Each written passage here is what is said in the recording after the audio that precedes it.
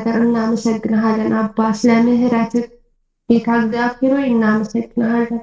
አባት እግዚአብሔር ሆይ ከሰው ሀገር ያሉትን እህት ወንድሞቼን እንድትጠብቃቸው ጌታ ሆይ ባሉበት ሁሉ እንድትረዳቸው ጸልያለሁ አባ ጌታ እግዚአብሔር ሆይ አሁን በስምህ በፊት ለፊት ተሰብስበናል ጌታ ሆይ ያንተን ቃል እንድንነጋገር ጌታ ሆይ ያንተን ቃል መኖር እንድንችል ጌታ እግዚአብሔር ሆይ ህይወታችን በሙሉ ካንተ ቃል ጋር ካንተ አንተን የሚያስደስትን ነገር እንድናደርግልህ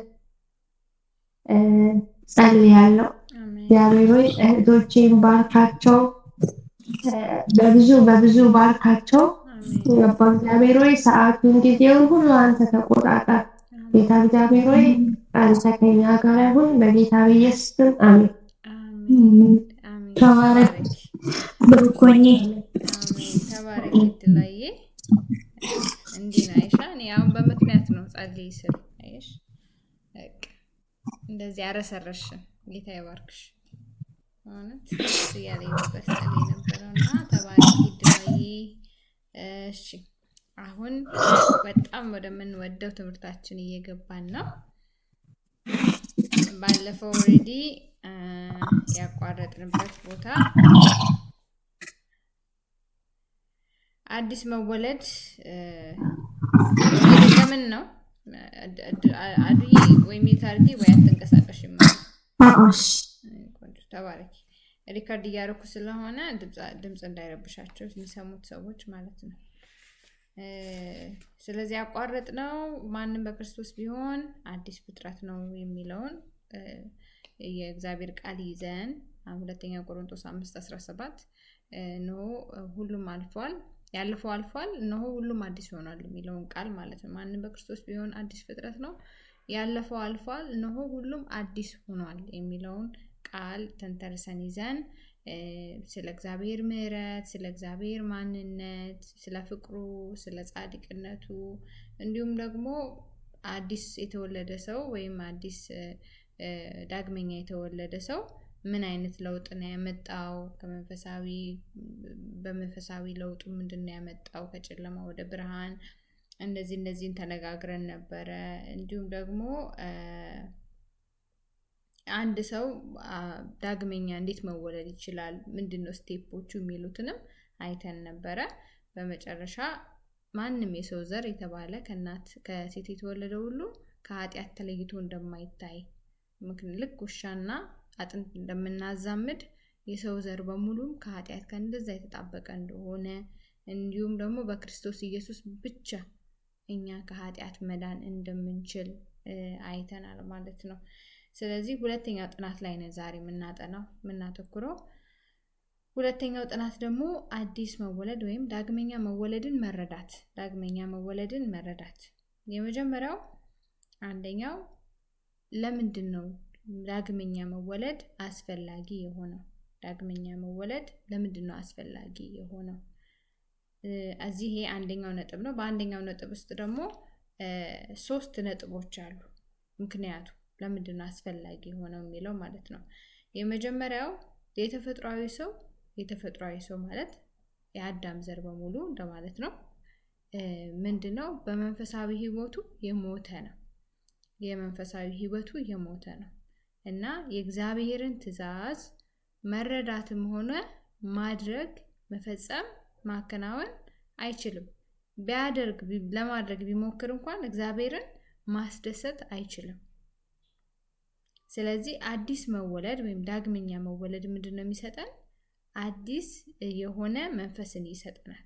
ስለዚህ ያ መንፈስ ደግሞ የእግዚአብሔርን ነገር እንድናደርግ የእግዚአብሔርን ነገር እንድንረዳ እግዚአብሔርን ደግሞ ይህን በምናደርግ ጊዜ ደስ እንድናሰኘው ችሎታን ይሰጠናል ማለት ነው። እንዲሁም ደግሞ የዘላለም ህይወትን ይሰጠናል ማለት ነው አዲስ መወለድ ወይም ዳግመኛ መወለድ።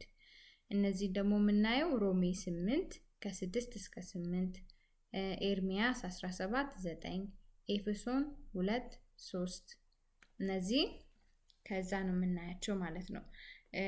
በመቀጠል ደግሞ ዮሐንስ 3:16 ስለዚህ አሁን ቶሎ ብዬ ከመሄድባችሁ አንዳንድ ጥቅስ ከእያንዳንዱ እናነብና ከዛ እያለፍን እንሄዳለን ማለት ነው። ሮሜ 8 ከ6 እስከ 8 አዱ፣ ኤርሚያስ 17 9 ደግሞ እድል፣ ኤፌሶን 2:3 ደግሞ እኔ ያነባለሁ ማለት ነው። ስለዚህ የቀደመ መጀመሪያ አዱ መቅደም ትችያለሽ ቀድሜ ስለነገርኩሽኝ። ያንቺ ሮሜ 8 ከ6 እስከ 8። ኤርሚያስ ስንት ነው? እኔ 3 ስንት ነው? አይ ኤርሚያስ 17 9 ነው ያንቺ። የሥጋን ነገር ማሰብ ሞት ነው፣ የመንፈስን ነገር ማሰብ ግን ሕይወትና ሰላም ነው። ለኃጢአት የተገዛ አእምሮ ከእግዚአብሔር ጋር ጠበኛ ነው። ለእግዚአብሔር ሕግ ሊገዛም መገዛትም አይችልም። በሥጋ የሚመሩትም ነው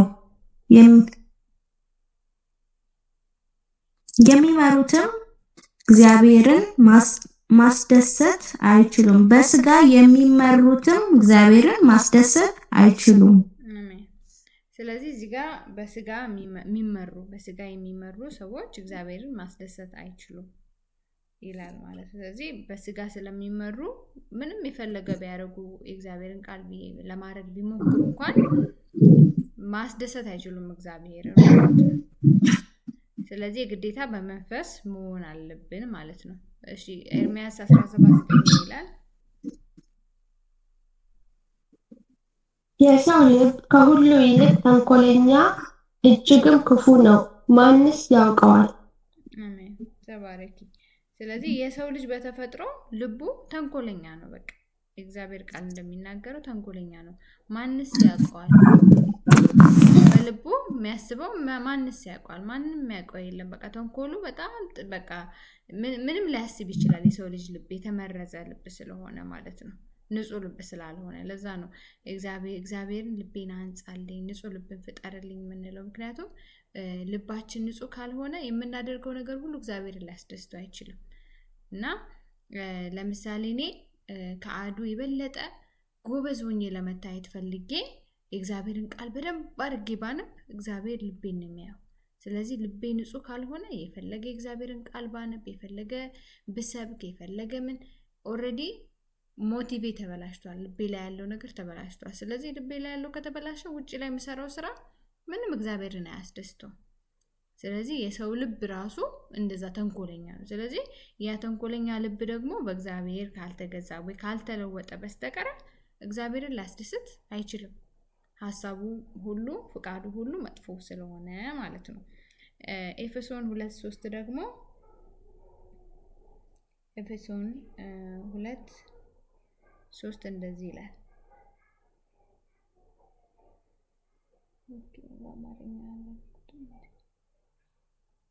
እሺ ኤፌሶን 2:3 ላይ እኛም ሁላችን ከዚህ በፊት በእነርሱ መካከል የሥጋችንን ፍቃድ እና የአእምሮአችንን ሐሳብ እየተከተልን በሥጋችን ምኞት እንኖር ነበር። እንደ ሌሎቹም በተፈጥሯችን በእግዚአብሔር ቁጣ ስር ነበርን ይላል። ስለዚህ በሥጋ የሚጓዙ ነበሩ። እኛም ሁላችን ከዚህ በፊት እንደዚህ ነበርን እያለ ነው። ስለዚህ በፊት በጌታ ኢየሱስን ሳይቀበሉ በፊት የሚሄዱት የነበረው በምናቸው ነው? በሥጋቸውና በአእምሮአቸው ሐሳብ። ስለዚህ አሁን አእምሮና ሥጋ የሚባለውን አስታውሱ። ማን ነው በአእምሮ የሚያስበው? እነዚህ ሚሳኤል የሚያዘጋጁት ምን የሚሉት ለማፈንዳት ምን ለሚል አያችሁ አይደለ? ጥበብን እናውቃለን ብለው ግን የእግዚአብሔርን ሐሳብ ትተው ማለት ነው። ስለዚህ የአእምሮአቸውን ጥበብ በመጠቀም ከዛ የሥጋቸውን ፍላጎት ደግሞ በመከተል የሥጋ ፍላጎት ምንድን ነው? የሥጋ ፍላጎት ዓለማዊ ነገር ነው፣ ምድራዊ ነገር ነው። በቃ መብላት፣ መጠጣት፣ መስከር፣ መደሰት፣ በቃ መርካት፣ የሁሉም አይነት እርካታ ሊሆን ይችላል። ብዙ አይነት እርካታዎች አሉ እዚህ ምድር ላይ እና የሥጋ ነገር እና የሥጋን ፍቃድ። ሥጋ ምን ይፈልጋል? ሥጋ የሚፈልገውን ነገር ማድረግ፣ እንዲሁም ደግሞ አእምሯችን የሚለንን ነገር ማድረግ። ለአእምሮ ጌታ ኢየሱስን ስትቀበሉ የመንፈሳዊ ዓለም ይቀበላቸዋል። ወይም እናንተ ከዚህ በኋላ ጻድቅ ናችሁ የሚለው ነገር በአእምሮ ሲታሰብ ሎጂካል አይደለም፣ አይገባም፣ ለሰው መረዳት ይከብዳል። ስለዚህ በአይምሮ ሐሳብ የሚሄድ ሰው ከሆነ ያ ሰውዬ እግዚአብሔርን ማስደሰት አይችልም። ለምን? የእግዚአብሔር ሐሳብ የእግዚአብሔር ጥበብ ሊገባው አይችልም ማለት ነው። ስለዚህ ሁሉ ነገር የሚገለጠው በመንፈስ ነው። ለዛ ነው ለዓለማዊ ሰው ሄዳችሁ እንደዚህ ስትሆን እንደዚህ ትሆናለህ ዲቴል ብታስረዱትም ሊቀበላችሁ የማይችለው። ግን የሚቀበላችሁ መቼ ነው? መንፈስ ቅዱስ ሲገልጥለት ነው። እና ለሰው መስክራችሁ ሰው ባይቀበላችሁ አትናደዱ በዛ ሰው። በቃ መንፈስ ቅዱስ እስከሚገልጥለት ነው። ከእናንተ የሚጠበቀው መናገር ነው። ከተናገራችሁ በኋላ መንፈስ ቅዱስ ደግሞ ራሱ ይገልጥለታል። እና መንፈስ ቅዱስ ከሌለ ግን ሁሉም በአይምሮ ስለሆነ የሚያስበው እግዚአብሔር የሚለውን ነገር መረዳት ማወቅ አይችልም፣ መተግበር አይችልም ማለት ነው። ስለዚህ ለዚህ ነው የሚያስፈልገን መዳን የሚያስፈልገን ለዚህ ነው። በስጋችን እያለን ደካማ ስለሆነ፣ ልባችን ተንኮለኛ ስለሆነ፣ እንዲሁም ደግሞ እግዚአብሔርን ማስደሰት የማንችል ሰዎች ስለሆንን የግዴታ አዲስ መወለድ ወይም ዳግመኛ መወለድ ለኛ አስፈላጊ ነው። እና ደግሞ ሌላ ተጨማሪ ደግሞ ጥቅሙ ምንድነው? የዘላለም ሕይወትን ይሰጠናል። ዳግመኛ መወለድ የዘላለምን ሕይወት ይሰጠናል። ዮሐንስ 3:16 ምን ይላል? ዮሐንስ 3:16 ምን ይላል? ኦኬ ስለዚህ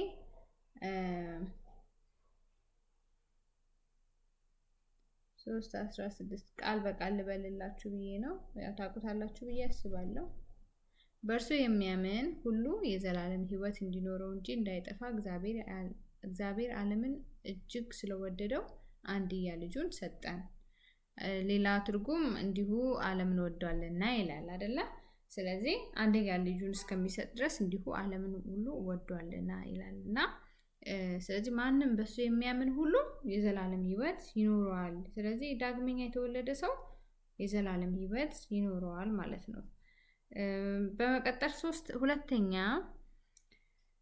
የተፈጥሮ ሰው ተፈጥሯዊ ሰው ሲባል ይሄ የእንስሳ ባህሪያችን ወይም በቃ ሰው ሲባል ልክ መብላት፣ መጠጣት፣ መተኛት እንደሚፈልግ ይሄ የእንስሳ ባህሪ ነው የሚባለው። ይሄ እነዚህ ምድራዊ ነገሮች ወይም መብላት፣ መጠጣት፣ ምንድነው መደሰት፣ ማዘን፣ መናደድ፣ መውደድ እነዚህ አሁን ስጋዊ ባህሪያቶች ናቸው። ስለዚህ የስጋ ባህሪያቶች ያ ምንድነው? የተፈጥሯዊ ወይም የእንስሳ አይነት ባህሪያቶች ማለት ነው። ይሄ ባህሪያችን ምክንያቱም ሰው የተከፋፈለ ነው በሶስት። ይሄ ባህሪያችን ምን ሆኗል? የተበላሸ ወይም የተሳሳተ ሆኗል። በምን ምክንያት? በኃጢአት ምክንያት ማለት ነው። ፍላጎታችን ተበላሽቷል ወይም እንዴት አፕታይታችን ተበላሽቷል። ምክንያቱም ኦልሬዲ ከመጀመሪያው ከነበረብን ኃጢአት የተነሳ ማንነታችን ስለተቀየረ ማለት ነው። ስለዚህ ፍላጎታችን ሁሉ በቃ እግዚአብሔርን የማያስደስት ነገር ነው ማለት ነው። መቅናት፣ የሰውን ነገር መመኘት፣ ብዙ አሁን ገላትያ 5 ከ19 እስከ 21 ያለውን እኔ ላንብብላችሁ እና ማርቆስ 7 ከ21 እስከ 23 አዱ ታነብልናለሽ። ማርቆስ 7 ከ21 እስከ 23 ማርቆስ 7 ከ21 እስከ 23 እኔ ገላትያ 5 ከ19 እስከ 21 አነባለሁ። ገላትያ ይሄ ያግኝቻለሁ ላንብብልሽ። እሺ ከስንት እስከ ስንት? ከ19 እስከ ገላትያ ነው አይደል ያገኘሽው? አዎ እሺ ከ19 እስከ 21 እስከ 21 ከ19 እስከ 21 የስጋ ስራም የተገለጠ ነው። እርሱም ዝሙት፣ እርኩሰት፣ መዳራት፣ ጣዖትን ማምለክ፣ ሟርት፣ ጥል፣ ክርክር፣ ቅንዓት፣ ቁጣ፣ አድመኝነት በቃ እስከ 21 ድረስ እስከ 21 እሺ። መለያየት፣ መናፍቅነት፣ ምቀኝነት፣ መግደል፣ ስካር፣ ዘፋኝነት ይህንም የሚመስል ነው። አስቀድሜ እንዳልኩ እንደዚህ ያሉትን የሚያደርጉ የእግዚአብሔር መንግስት አይወርሱም። አሜን። ተባረኪ። ስለዚህ እዚህ ጋር የምናያቸው የስጋ ስራዎች በሙሉ እነዚህ ቁጣ፣ ቅናት፣ ንትርክ፣ ክርክር፣ ራስ ወዳድነት፣ ሟርት፣ መለያየት፣ አድመኝነት፣ ምቀኝነት፣ ስካር፣ ሁሉ እነዚህ የሚባሉት ሁሉ የሰው ልብ ውስጥ እንደ ፍላጎት ሆነው ተቀምጠዋል ማለት ነው። ስለዚህ ሰው ልጅ ሳያስበው እንደዛ አይነት ነገሮችን ያደርጋል። በቃ ያ ማንነቱ ይሆናል። ስለዚህ ይሄ ከምን ተነስቶ ነው የመጣው? ከአዳም ኃጢአት የተነሳ ነው እኛ ላይ የመጣብን። ይሄ ምን አደረገን? ፍላጎቶቻችን እንዲበላሹ አደረገን ማለት። ስለዚህ መንፈሳዊ ነገርን አንፈልግም። ወደ እግዚአብሔር መጸለይን፣ እግዚአብሔር መፈለግን አንፈልግም። ግን የምንፈልገው ዓለማዊ ነገሮችን፣ ክፋቶችን፣ የሰይጣንን ሐሳብ ማለት ነው። ሰይጣን ስለሆነ ራሱ ይህን ነገር ያስቀመጠብን። ስለዚህ አፒታይታችን የተለየ ነው። ስለዚህ የተፈጥሮ ሰው የሚያደርገው ነገር የስጋን ነገር ስለሆነ ቀጥይልን ደግሞ አድ ውስጥ ያንብቢልና ከዛ አጠቃለዋለሁ።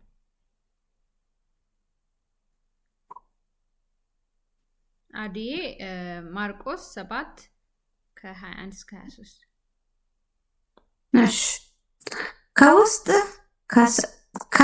ከውስጥ ከሰው ልብ የሚወጡ ክፉ ሐሳብ፣ መንዝር፣ ስርቆት፣ ሰው መግደል፣ ዝሙት፣ መስገብገብ፣ ክፋት፣ ማታለል፣ መዳራት፣ ምቀኝነት፣ ስም ማጥፋት፣ ትዕቢት፣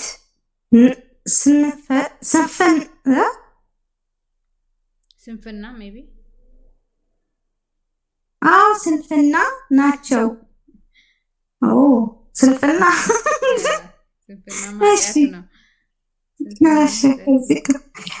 እነዚህ ክፉ ነገሮች ሁሉ ከውስጥ ይወጣሉ፣ ሰውንም ያረክሱታል። 23 ብቻ ነው። እስከ 23 ድረስ የምታነብይልና ኦኬ። ተባረኪ ማይ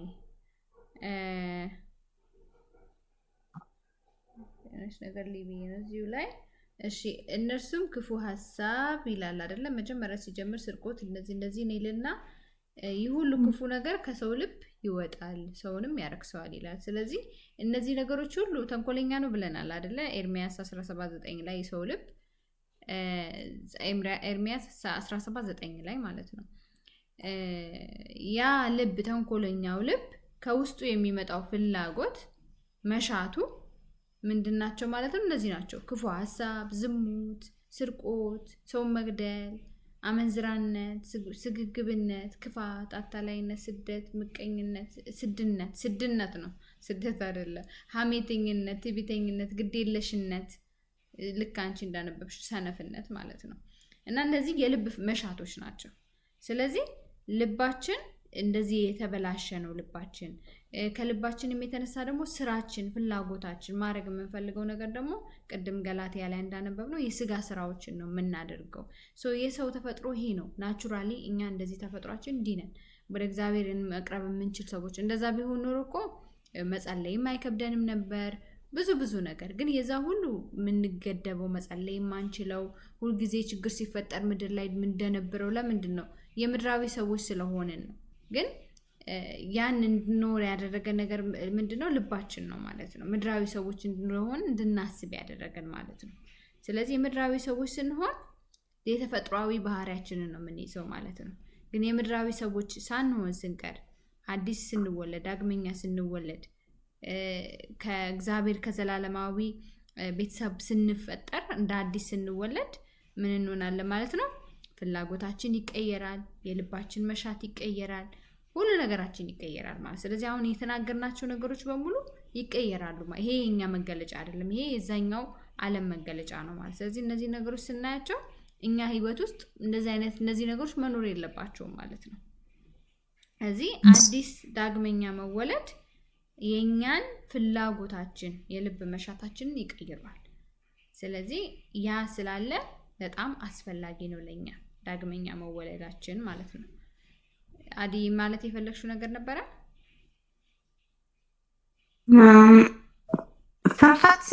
ስንፈት ምንድን ነው? አለማመን ነው? ኖ ሰነፍ መሆን፣ ያለ ስራ ቁጭ ማለት። ኦኬ፣ ይሄም ኃጢአት ነው ማለት ነው? አዎ በትክክል ኃጢአት ነው።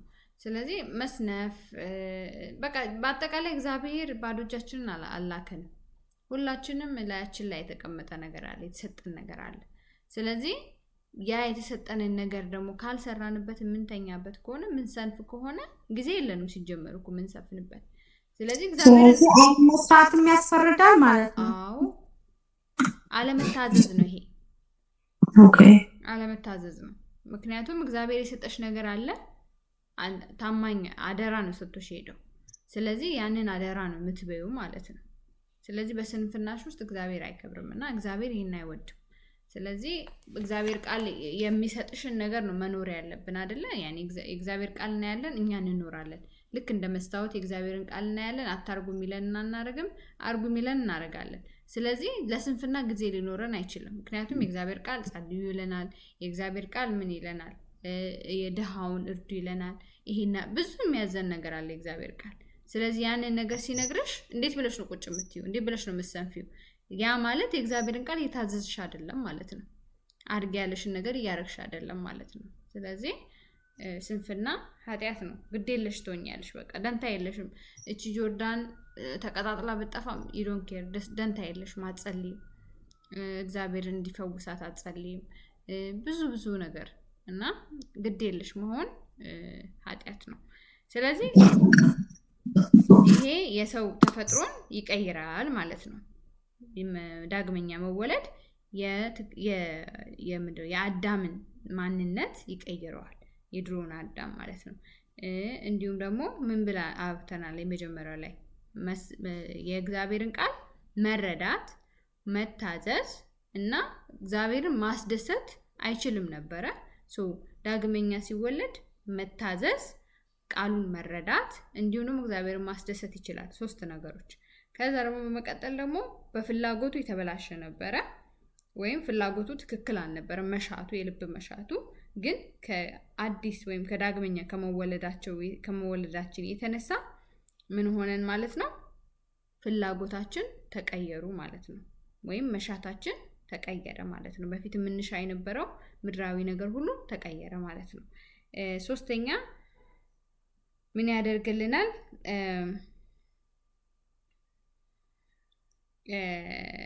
ይሄ የእንስሳ ወይም ደግሞ ተፈጥሯዊ ሰው ስላችሁ እንስሳው ሰው እንደማለት ወቁት፣ ወይም አዳም እንደሆነ ተረዱኝና። ስለዚህ ምድራዊ ሰው ወይም ተፈጥሯዊ ሰው ቀስ እያለ ወዴት ነው የሚመራን? ወደ ሞት ነው የሚመራን ማለት ነው። ኖረን ወደ ዘላለማዊ ሞት ነው የሚወስደን ማለት ነው። አዲስ መወለድ ግን የሚወስደን ወዴት ነው? ወደ ስማችንን ወደ እግዚአብሔር መዝገብ መጻፍ፣ ወደ ህይወት መዝገብ ላይ እንድንጻፍ ነው የሚወስደን ማለት ነው። ይሄ አዲስ መወለድ ወይም ዳግመኛ መወለድ የሚመራን ወደዛ ነው ማለት ነው። እሱን ደግሞ ዮሐንስ 3:3-5 ከዛ አዱ ዮሐንስ 3:3-5 እድል ደግሞ ራእይ 20:15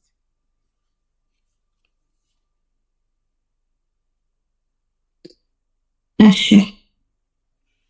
ኢየሱስም መልሶ እውነት እልሃለሁ ማንም ዳግመኛ ካልተወለደ በቀር የእግዚአብሔርን መንግሥት ሊያይ አይችልም አለው።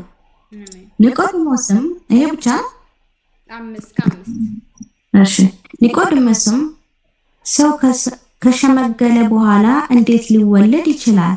ዳግመኛ እንዲወለድ ተመልሶ ወደ እናቱ ማህፀን ሊገባ ይችላልን? አለው። ኢየሱስም እንዲህ ሲል መለሰ፣ እውነት እልሃለሁ ማንም ከውሃና ከመንፈስ ካልተወለደ በቀር ወደ እግዚአብሔር መንግሥት ሊገባ አይችልም። አሜን። ስለዚህ ወደ እግዚአብሔር መንግሥት ለመግባት በሩ ምንድነው? ዳግመኛ መወለድ ነው ማለት ነው። ልክ ለኒቆዲሞስ ጌታ ኢየሱስ እንደነገረው ዳግመኛ መወለዳችን ለዚህ ነው አስፈላጊ የሚሆነው የዘላለም ሕይወትን ለማግኘት ማለት ነው። በመቀጠል ደግሞ በሕይወት መጽሐፍ ላይ እንድንጻፍ ነው። ራእይ ላይ ምን ይላል? አዱ እድል ራእይ 20:15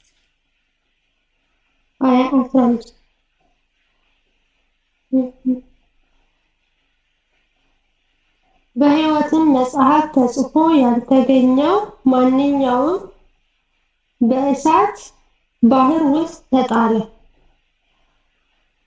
አሜን። ስለዚህ በሕይወት መጽሐፍ ላይ ተጽፎ ያልተገኘ ሰው ሁሉ ወደ ምን ተጣለ? ወደ እሳት ባህር ውስጥ ተጣለ። ስለዚህ በሕይወት መዝገብ ላይ ስማችን እንዲጻፍ ሆኗል። ወደ እሳት ባህር መጣላችን ቀርቷል ማለት ነው። ስለዚህ ዳግመኛ ስንወለድ በሕይወት መዝገብ ላይ እንጻፋለን ማለት ነው። ስለዚህ በመጨረሻም አሁን ምንድነው ጌታ ኢየሱስ ለዚህ ለተፈጥሯዊ ሰው ያደረገው የሚለውን እናያለን ማለት ነው። ምንድነው ጌታ ኢየሱስ ያደረገው? አንደኛ ጌታ ኢየሱስ ያደረገለት ለዚህ ለተፈጥሯዊ ሰው ከኃጢአት አዳነው። ይሄን የምናየው ያው አናነበውም አሁን ግን ማቴዎስ 1:21 ዮሐንስ 1:29 ማቴዎስ 26:28 አንደኛ ዮሐንስ 3:5 እነዚህ ላይ እናያለን ማለት ነው። ከኃጢአት እንዳዳነው የተፈጥሯዊ ሰው ከኃጢአት እንዳዳነው ማለት ነው። በመቀጠል ደግሞ በህይወታችን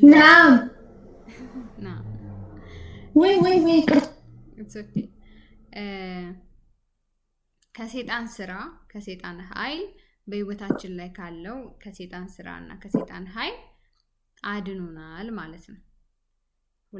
ይሄን ደግሞ ማየት የምንችለው የሁለተኛው ነው።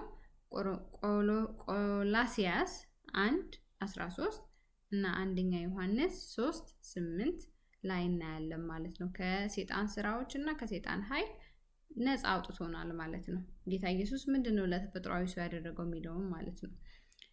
ጌታ ኢየሱስ ደግሞ ለተፈጥሯዊ ሰው ሌላ ያደረገው ነገር ምንድነው? የኃጢአትን ዋጋ ከፍሏል። እንዲሁም ደግሞ በሰው ላይ የነበረውን እርግማን አንስቶለታል። የኃጢአትን ዋጋ ከፍሎ በሰው ዘር ላይ የነበረውን እርግማን እንዲነሳ አድርጓል ማለት ነው። እሱን ገላትያ 3:13 እና ሁለተኛ ቆሮንቶስ 5:21 ላይ እናያለን ማለት ነው። ሁለተኛ ቆሮንቶስ 5:21 በመቀጠል ደግሞ ከእግዚአብሔር አብ ጋር አስታርቆታል። አራተኛ ምንድነው ጌታ ኢየሱስ ለተፈጥሯዊ ሰው ያደረገው? ከእግዚአብሔር አብ ጋር አስታርቆታል። እንደምን ሆኖ? እንደ አማላጅ ሆኖ በመካከል እግዚአብሔርና በሰው መሃል አስታራቂ ሆኖልናል ማለት ነው ጌታ ኢየሱስ። ሁለተኛ ቆሮንቶስ 5:17-21 ሁለተኛ ቆሮንቶስ 5:17-21 ላይ እናያለን ይሄንን። በመቀጠል ደግሞ አንደኛ ጢሞቴዎስ 2:5 እናያለን ማለት ነው። አንደኛ ጢሞቴዎስ 2:5 ምን እናገኛለን ማለት ነው? ይሄን ጌታ ኢየሱስ ለሰው ልጅና እንዲሁም በእግዚአብሔርና በሰው ልጅ መሃል ያደረገውን ነገር እናያለን። ከእግዚአብሔር ጋር ያስታረቀን እሱ ስለሆነ። በመቀጠል አምስተኛው ቅድም እንደተነጋገርነው ስማችንን በሕይወት መዝገብ ላይ እንዲጻፍ አድርጓል ማለት ነው። ሉቃስ 10:20 አዱያ አንብቢልን። ሉቃስ 10:20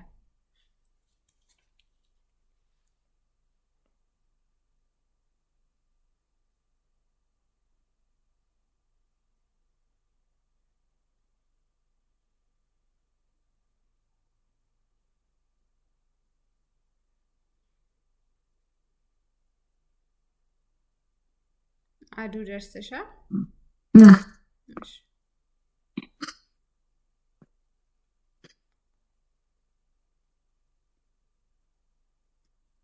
ይሁን እንጂ መናፍስት ስለተገዛላችሁ በዚያ ደስ አይበላችሁ፣ ስማችሁ ግን በሰማይ ስለተጻፈ ደስ ይበላችሁ። ተባረኪ። ይሄ ጌታ ኢየሱስ ለደቀ መዛሙርቱ አጋንንት አወጣን ብለው ደስ ብሏቸው ሲመጡ የተናገራቸው ነውና አጋንንት ስለወጣላችሁ ስለጮህላችሁ ይሄ ደስ ሊላችሁ አይገባም፣ ግን ስማችሁ በመንግስተ ሰማያት ስለተጻፈ በሕይወት መጽሐፍ ላይ ስለተጻፈ ደስ ይበላችሁ አላቸው። ስለዚህ እየነገራቸው ያለው ስማችሁ ተጽፏል እያላቸው ነው። ስለዚህ በእሱ ያመነ ሁሉ ደግሞ እሱን የሚከተል ሁሉ ደግሞ ስሙ በሕይወት መዝገብ ላይ ተጽፏል ማለት ነው። ስለዚህ በመቀጠል ይሄ አምስተኛው ነው። ወደ እግዚአብሔር ቅዱስና ምንም ኃጢአት የሌለው እንከን የሌለው አድርጎ አቅርቦናል። ቅዱስና እንከን የሌለን አድርጎን እና እኛን ወደ እግዚአብሔር ፊት አቅርቦናል። ይሄ ስንተኛው? ስድስተኛው ማለት ነው። ይሁዳ 1 አዱ ክፈች መጽሐፍሽና ይሁዳ 1 ያው ይሁዳ 1 ምዕራፍ ነው ያለው። ስለዚህ ይሁዳ 1:24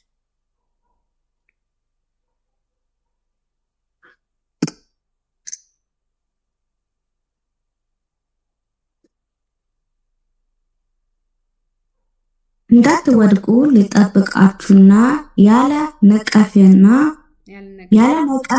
ነቀፋና በደስታ በክብር ፊት ሊያቀርባችሁ የሚችለው እርሱ ብቻ አዳኝን ለሆነው አምላክ በጌታችን በኢየሱስ ክርስቶስ በኩል ከዘመናት ሁሉ በፊት አሁንና እስከ ዘላለምም ድረስ ክብር፣ ግርማ፣ ኃይልና ስልጣን ይሁን። አሜን።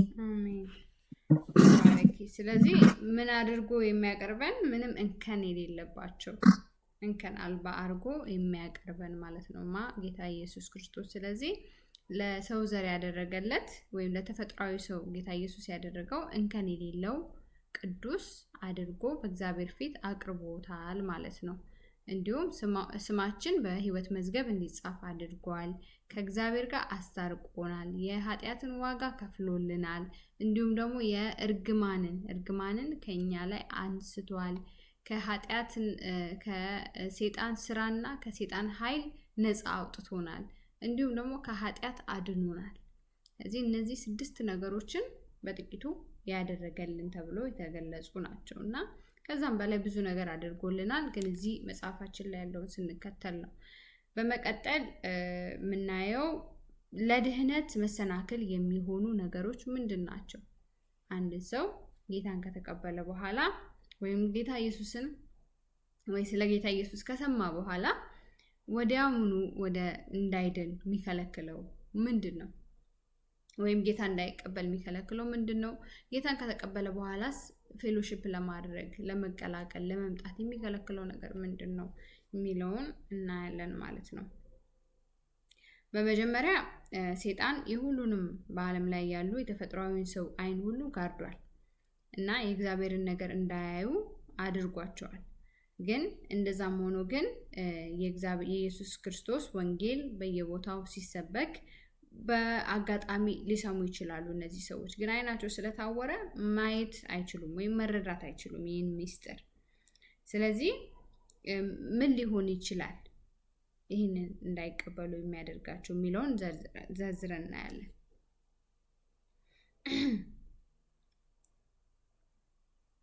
የመጀመሪያው እንዳይቀበሉ የሚያደርጋቸው የመገለል ወይም ደግሞ የመሰደድ ፍርሃት ነው። የመገለል ወይም የመሰደድ ፍርሃት ነው እንዳይቀበሉ የሚያደርጋቸው። ካመኑበት ከተቀበሉ በኋላ እንዳይከተሉት የሚያደርጋቸው ማለት ነው። እነዚህ የምናይበት ሁለተኛ ጢሞቴዎስ 3:12 ብዙ ጥቅስ ነው ያለው። ጀስት ከላይ ይህን ልናገረውና ከዛ አዱና እድል ደግሞ የእነሱን ሀሳብ ይነግሩኛል። ለምን ሰዎች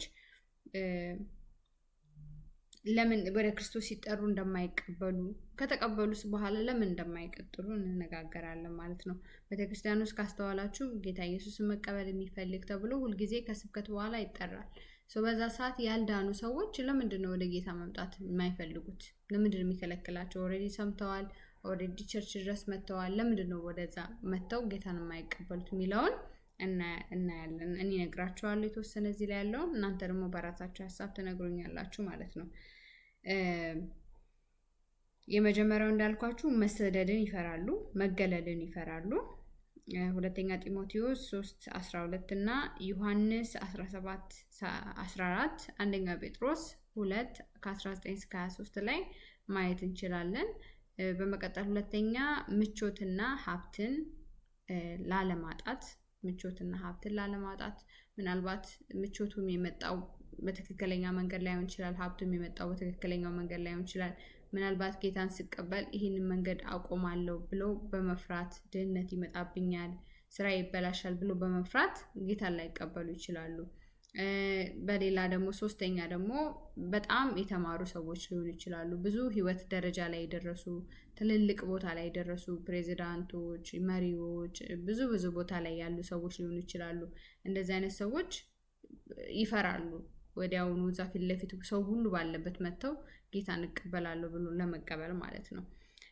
አንደኛ ጢሞቴዎስ 6:20-21 አንደኛ ጢሞቴዎስ 6:20-21 እና አንደኛ ቆሮንቶስ 2:5 አንደኛ ቆሮንቶስ 2:5 እንዲሁም ፊልጵስዩስ 3:3-10 ያለው ላይ ማየት እንችላለን ማለት ነው።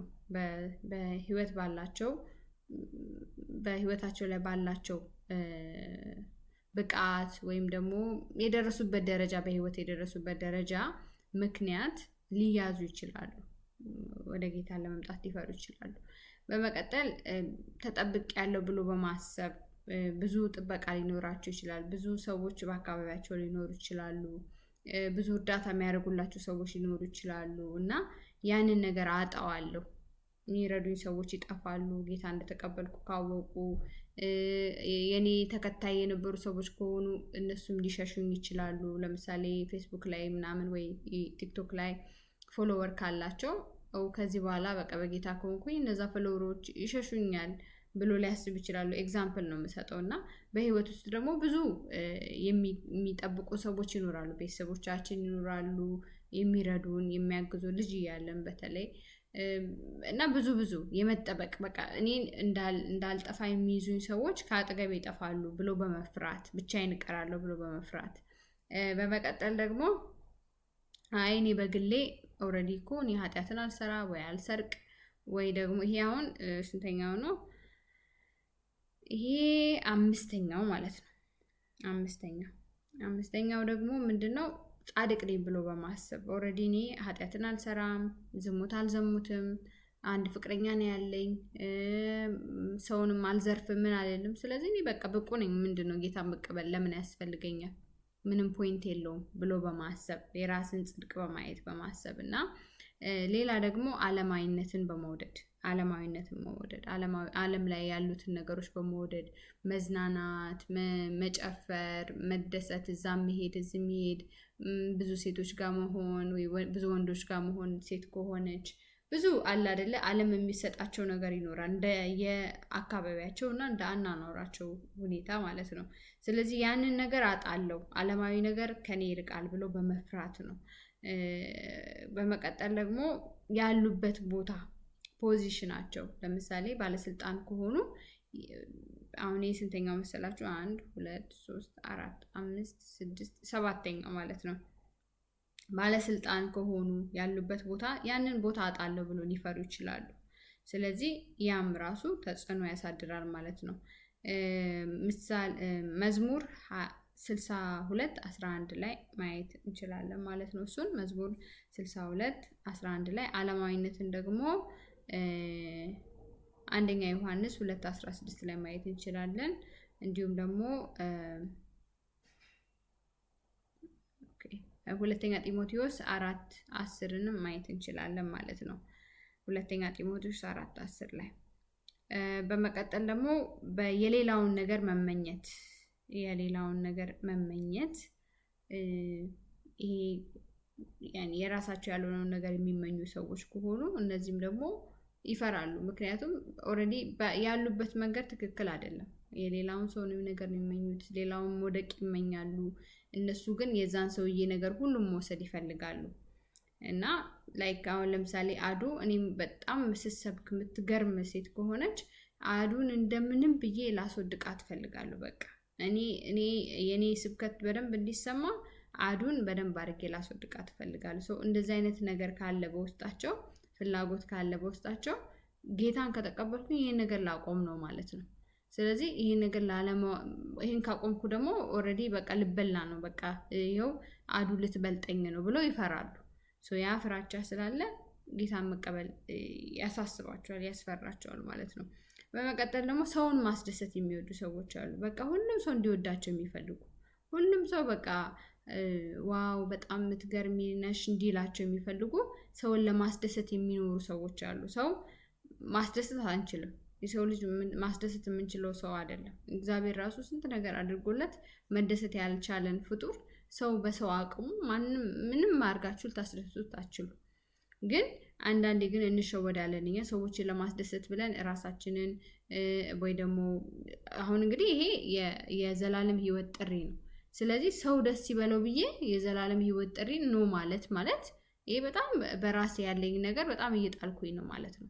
ስለዚህ በቃ አንዳንድ ሰዎች እንደዚህ በቃ ሰው ምን ይለኛል፣ አረ እነዚህ ሰዎች እኮ የሚያቆኝ እኮ በጣም ራሴ ፕሮቶኮልን ጠብቄ ምናምን ሲሄድ እኮ ነው እንዴ ደግሞ ጭራሽ መጥቼ ጌታ ወይ እጄ ወደ ላይ ላረግ፣ በቃ ያሳስባቸዋል። ሰዎችን ማስደሰት ይፈልጋሉ ማለት ነው። በመቀጠል ከትክክለኛው ነገር ውጪ ሰዎችን ማስደሰት ጥሩ ሆኖ ሳለ ግን ትክክለኛ ያልሆነውን ነገር እያደረጋችሁ ሰዎችን ማስደሰት እግዚአብሔራዊ አይደለም። ባይሆን እንደውም ጥፋት ነው፣ ለኛ ጥፋት ነው።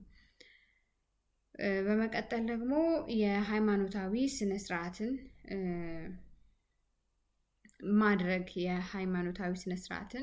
ማድረግ እነዚህ ሰዎች የሃይማኖታዊ ስርዓት የሚያደርጉ ሰዎች ከሆኑ ወይም ሁልጊዜ ቤተክርስቲያን የሚመጡ በቃ ቤተክርስቲያን ይኬዳሉ እሑድ፣ ከዛ ሐሙስ ጭፈራ ቤት ነው፣ ከዛ ከሰኞ እስከ ዓርብ እንግዲህ ከጌታ ጋር በምንም ሳይገናኙ ብቻ እሑድ ነው የሚገናኙት እንበለው። በኢትዮጵያ አሁን እሑድ አለ ቸርች፣ እሑድ ነው የሚገናኙት። በስ እንደዚህ አይነት ህይወት የሚፈልጉ ሰዎች አሉ። ይህን ህይወት በቃ በዚህ መቀጠል ፈልጋለሁ ብሎ የሚያስቡ ስላሉ ነው።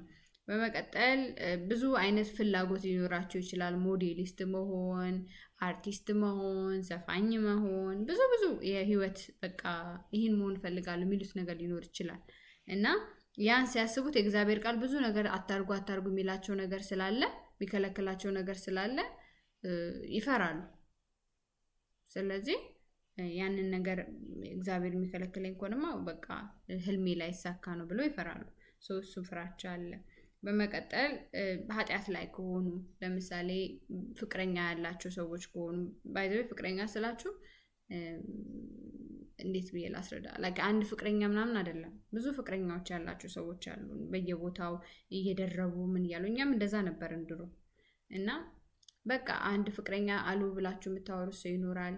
የሆነ ፍቅረኛ ደግሞ የምር በጣም በቃ እስከ ግንኙነት መፈጸም ድረስ የተደረሰበት ፕሮግራም እንትን ሊሆን ይችላል። ሌላ ደግሞ ሁለት ደግሞ በስልክ የምታወሩት ሊኖር ይችላል። እንደዛ ነገር እንደዛ አይነት ህይወት ውስጥ ያሉ ሰዎች ከሆኑ እንዴት ብዬ ከገሌ ጋር ልቆራረጥ ነው እንዴ? እንዴት ብዬ ከሷ ጋር ማውራት ላቆም፣ ከሱ ጋር መሆን ላቆም? ያሳስባቸዋል። ይህን ጥሪ መቀበል አይችሉም ማለት ነው። በመጨረሻው ደግሞ እና ዋናው ነገር የሁሉም ነገር መሰረት የሆነው ባለማወቃቸው የተነሳ ይህንን ጥሪ ላይቀበሉ ይችላሉ ማለት ነው።